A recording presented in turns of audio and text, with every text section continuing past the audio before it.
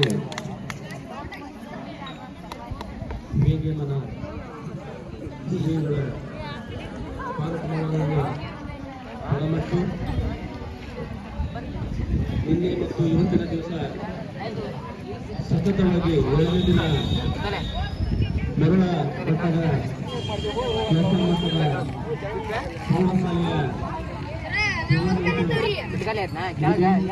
2 ದಿನ ಬಹಳಷ್ಟು ದೈಹಿಕ ಶಿಕ್ಷಕರು ಮತ್ತು ಸಹ ಶಿಕ್ಷಕರು ಮತ್ತು 8 ಶಾಲೆಯ ಮುಖ್ಯೋಪಾಧ್ಯಾಯರು ಬಹಳಷ್ಟು ಅಚ್ಚುಕಟ್ಟಾಗಿ ಎಲ್ಲ ಶಿಕ್ಷಕರೊಂದಿಗೆ ಮತ್ತು ಊರಿನ ಮುಖಂಡರು ಮತ್ತು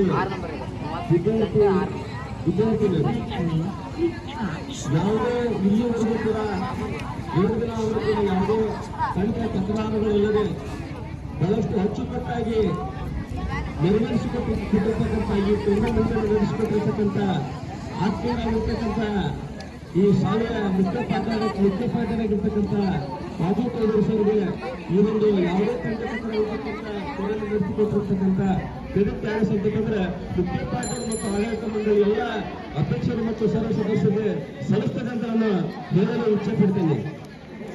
ನಾವು ಎಷ್ಟು ಓದುವುದಕ್ಕಿಂತ ಮುಖ್ಯ ಒಬ್ಬ ಮನುಷ್ಯ ದೈಹಿಕವಾಗಿ ಸದೃಢವಾಗಿ ಬಲಿಷ್ಠನಾಗಬೇಕಾದ್ರೆ ಆತನಿಗೆ ಮುಖ್ಯವಾಗಿ ಕ್ರೀಡೆ ಬಹಳ ಮಹತ್ವವಾಗಿರುತ್ತದೆ.